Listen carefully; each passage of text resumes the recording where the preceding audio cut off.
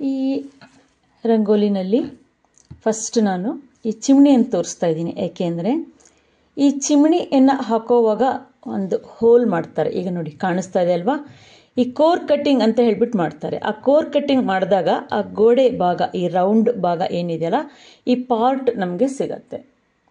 Core cutting ಮಾಡಿದಾಗ ಸಿಕ್ಕಿರುವಂಥ ಈ ಕಲ್ಲಿನ ಪಾರ್ಟ್, ಅಂದರೆ ಕಾಂಕ್ರೀಟ್ ಎಲ್ಲ ಹಾಕಿರುವಂಥ ಗೋಡೆಯ ರೌಂಡ್ ಶೇಪ್ ನಾನು ಏನು ತಗೊಂಡು ಅದಕ್ಕೆ ನಾನು ಈ ಬ್ಲ್ಯಾಕ್ ಕಲರಿಂಗ್ ಮಾಡ್ಕೊಳ್ತೀನಿ. ಅಂದರೆ ಶಿವಲಿಂಗವನ್ನು ನಾನು ರೆಡಿ ಮಾಡ್ಕೊಳ್ತೀನಿ.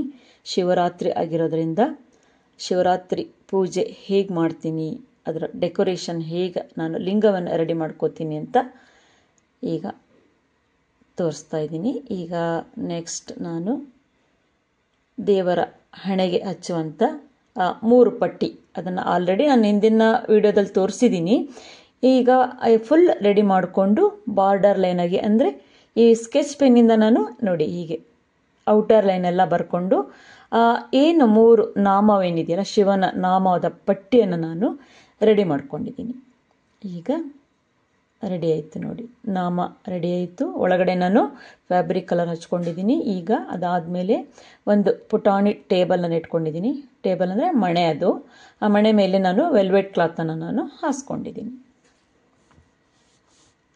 ಈಗ ಇದು ಹಣ್ಣು ಕಾಯಿ ಮಾಡುವಂಥ ಬುಟ್ಟಿ ಬರುತ್ತೆ ನೋಡಿ, ಆ ಬುಟ್ಟಿನ ನಾನು ಉಲ್ಟಾ ಹಾಕ್ಕೊಂಡಿದ್ದೀನಿ. ಈ ಹಣ್ಣು ಕಾಯಿ ಹೂಗಳನ್ನೆಲ್ಲ ಹಾಕ್ಕೊಳ್ಳುವಂಥ ಬುಟ್ಟಿ ಅದು. ಈಗ ನಾನೇನು ಆ ಕೋರ್ ಕಟ್ಟಿಂಗ್ ಮಾಡಿರೋ ಕಲ್ಲಿಗೆ ನಾನು ಶಿವಲಿಂಗವನ್ನು ಮಾಡಿಕೊಂಡು ಅದರ ಮೇಲೆ ನಾನು ನಾಮ ಹಚ್ಕೊಂಡಿದ್ದೀನಿ. ಈ ಏನಿದೆ ಇದು ಗ್ಲಾಸ್ ಪೀಸ್, ಈ ಗ್ಲಾಸ್ ಪೀಸನ್ನು ಮೇಲ್ಗಡೆಗೆ ನಾನು ಗಂಧವನ್ನು ಹಚ್ಚಿ ಈ ಏನು ಪಟ್ಟಿಯನ್ನು ನಾನು ಗಮ್ಮಿಂದ ಹಚ್ಚಿ ರೆಡಿ ಮಾಡ್ಕೊಂಡಿದ್ದೀನಿ. ಲಿಂಗಕ್ಕೆ ನಾನು ಇಷ್ಟು ನಾನು ರೆಡಿ ಮಾಡ್ಕೊಂಡಿದ್ದೀನಿ. ಈಗ ಆ ಬುಟ್ಟಿಯನ್ನು ಏನು ಉಲ್ಟಾ ಇಟ್ಕೊಂಡಿದ್ದೀನಿ, ಆ ಹೂವಿನ ಬುಟ್ಟಿ, ಆ ಗೋಲ್ಡ್ ಕಲರ್ ಬುಟ್ಟಿ ಮೇಲೆ ಈಗ ಆ ಲಿಂಗವನ್ನು ನಾನು ಇಟ್ಕೊಂಡಿದ್ದೀನಿ. ಈ ಪ್ಲೇಟ್ ಅಂತೂ, ಈ ಪಿಂಕ್ ಕಲರ್ ಪ್ಲೇಟನ್ನು ನಾನು ಹಿಂದಿನ ವಿಡಿಯೋದಲ್ಲಿ ಆಲ್ರೆಡಿ ತೋರಿಸಿದ್ದೀನಿ. ರಂಗೋಲಿ ಪ್ಲೇಟ್ ಹೇಗೆ ಮಾಡ್ಕೊಳ್ಳೋದು, ಪೈಪಿಂಗ್ ಹಚ್ಚಿ ಲೇಸ್ ಹಚ್ಚಿ ಅದು ರೆಡಿ ಮಾಡ್ಕೊಳ್ಳೋದು ನಾನು ಹಿಂದಿನ ವಿಡಿಯೋದಲ್ಲಿ, ರಂಗೋಲಿ ವಿಡಿಯೋದಲ್ಲಿ ಇದೆ ನೋಡಿ. ಅದನ್ನು ನಾನು ಹಿಂಭಾಗಕ್ಕೆ ಇಟ್ಕೊಳ್ತೀನಿ. ಅದು ಆದಮೇಲೆ ಈ ರುದ್ರಾಕ್ಷಿ ಮಾಲೆಗಳನ್ನು 2 ರೋಲ್ ಮಾಡಿಕೊಂಡು ಇದ್ರ ಮೇಲ್ಗಡೆ ಇಟ್ಕೊಳ್ತೀನಿ. ಈಗ ಇದು ಇಟ್ಟಾಗ ಬೀಳತ್ತಲ್ವಾ, ಈಗ ನೀಟಾಗಿ 2 ಎಳೆ ಮಾಡ್ಕೊಂಡು ಇಟ್ಕೊಂಡಿದ್ದೀನಿ. ಈಗ ಬೀಳುತ್ತೆ ಅಂದ್ಬಿಟ್ಟು ನಾನೇನು ಮಾಡ್ತೀನಿ, ಈ ಟ್ರಾನ್ಸ್ಪರೆಂಟ್ ಟಿಕ್ಸೋ ಟೇಪ್ ಬರುತ್ತಲ್ಲ, ಅದನ್ನು ಅದ್ರ ಮೇಲ್ಗಡೆಗೆ ನಾನು ಹಚ್ಕೊಳ್ತೀನಿ. ಯಾಕೆಂದರೆ ಅದು ಸರ ಬೀಳಬಾರ್ದಲ್ಲ. ಸೊ ಹಾಗಾಗಿ ನಾನು ಅದ್ರ ಮೇಲ್ಗಡೆ ನೋಡಿ ಈ ಟ್ರಾನ್ಸ್ಪರೆಂಟ್ ಟೇಪನ್ನು ನಾನು ಹಚ್ಕೊಳ್ತೀನಿ. ಅದೇನು ಕಾಣಿಸೋದಿಲ್ಲ, ನೆಕ್ಸ್ಟ್ ಹೂ ಬರುತ್ತಲ್ಲ, ಸೊ ಹಾಗಾಗಿ ಅಲ್ಲಿ ಕಾಣಿಸೋದಿಲ್ಲ. 2 ಸೈಡನ್ನು ಹಚ್ಕೊಳ್ತೀನಿ, ಇಲ್ಲಾಂದರೆ ಅದು ಮುಂದಕ್ಕೆ ಬಂದುಬಿಡುತ್ತಲ್ವ, ಸರ ಮುಂದಕ್ಕೆ ಬರುತ್ತಲ್ವ. ಸೊ ಹಾಗಾಗಿ ನಾನು 2 ಕಡೆಗೂ ಟ್ರಾನ್ಸ್ಪರೆಂಟ್ ಟಿಕ್ಸೋ ಟೇಪನ್ನು ನಾನು ಹಚ್ಕೊಳ್ತೀನಿ. ಈಗ ನೋಡಿ ಗಟ್ಟಿಯಾಗಿ ಕೂತ್ಕೊಳ್ಳುತ್ತೆ, ಸರ ಬೀಳೋದಿಲ್ಲ. ಈಗ ಬುಟ್ಟಿ ಆಯಿತು, ಲಿಂಗಕ್ಕೆ ನಾಮ ಹಚ್ಚಿ ರೆಡಿ ಆಯಿತು. ಈಗ ರುದ್ರಾಕ್ಷಿ ಮಾಲೆನೂ ಹಾಕ್ಕೊಂಡಾಯಿತು. ಈಗ ನಾನು ಹೂವಿನಿಂದ ಅಲಂಕಾರನ ಮಾಡ್ಕೊಳ್ತೀನಿ. ನಾನು ಹಿಂದಿನ ದಿನವೇ ಎಲ್ಲ ಪೋಣಿಸಿ ರೆಡಿ ಮಾಡಿ ಇಟ್ಕೊಳ್ತೀನಿ. ಆಗಲೇ ಮಾಡಬೇಕು ಅಂದರೆ ಆಗೋದಿಲ್ಲ, ಅವತ್ತು ಹಬ್ಬದ ದಿನ ಕೆಲಸನೂ ಜಾಸ್ತಿ ಇರತ್ತಲ್ವ. ಸೊ ಹಾಗಾಗಿ ಈಗ ಈ ಬುಟ್ಟಿ ಕೆಳಗಡೆಗೆ ಹೂವನ್ನ ನೀವು ಬೇಕಿದ್ರೆ ಕಟ್ಟಿನೂ ಇಟ್ಕೊಳ್ಬೋದು, ಹೀಗೆ ಒಂದೊಂದೇ ಬೇಕಿದ್ರು ಬಿಡಿ ಬಿಡಿಯಾಗಿ ಇಟ್ಕೊಳ್ಬೋದು. ನಾನು ಒಂದೊಂದೇ ಬಿಡಿ ಬಿಡಿಯಾಗಿ ಇಟ್ಕೊಂಡಿದ್ದೀನಿ. ಈಗ ಅದರ ತಲೆಯ ಮೇಲ್ಗಡೆ ಒಂದು ದೊಡ್ಡದೊಂದು ದಾಸವಾಳದ ಹೂವು ಇಟ್ಕೊಂಡೆ. ಈಗ ದೀಪಗಳ ಇಟ್ಕೊಳ್ತೀನಿ, ಆಜು ಬಾಜು ದೀಪನ ಇಟ್ಕೊಳ್ತೀನಿ.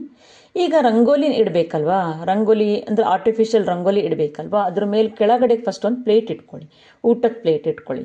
ಆದಮೇಲೆ ಆರ್ಟಿಫಿಷಿಯಲ್ ರಂಗೋಲಿ ಅಂತ ನಾನು ಹಿಂದಿನ ವಿಡಿಯೋದಲ್ಲಿ ನಿಮಗೆ ತೋರಿಸಿದ್ದೀನಿ, ಅದನ್ನು ಇದ್ರ ಮೇಲೆ ಇಟ್ಕೊಳ್ಳಿ.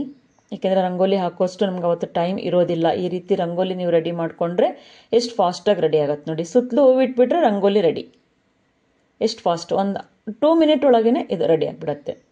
ಈಗ ಸುತ್ತಲೂ ನಾನು ರಂಗೋಲಿ ಹೂವನ್ನು ಇಟ್ಕೊಂಡೆ, ರಂಗೋಲಿ ರೆಡಿ ಆಯಿತು ತಾನೆ. ಈಗ ಶಿವರಾತ್ರಿ ಪೂಜೆಯ ಅಲಂಕಾರ ಪರಿಪೂರ್ಣವಾಗಿ ರೆಡಿ ಆಯಿತು.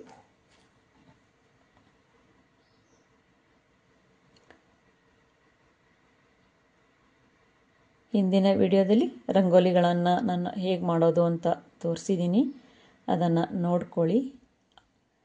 ಈಗ ಶಿವಲಿಂಗವನ್ನು ಇಟ್ಟು ಮಹಾಶಿವರಾತ್ರಿ ಪೂಜೆಯನ್ನು ನನ್ನ ಮನೆಯಲ್ಲಿ ನಾನು ಹೇಗೆ ಮಾಡ್ತೀನಿ ಅನ್ನೋದನ್ನು ನಾನು ನಿಮಗೆ ತೋರಿಸಿದ್ದೀನಿ.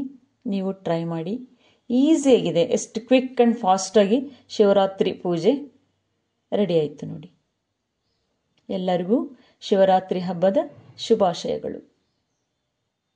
ಶಿವನೇ ಶಿವನೇ ಹರನೇ ಹರನೇ ಹರ ಶಿವನೇ ಈಶ್ವರನೇ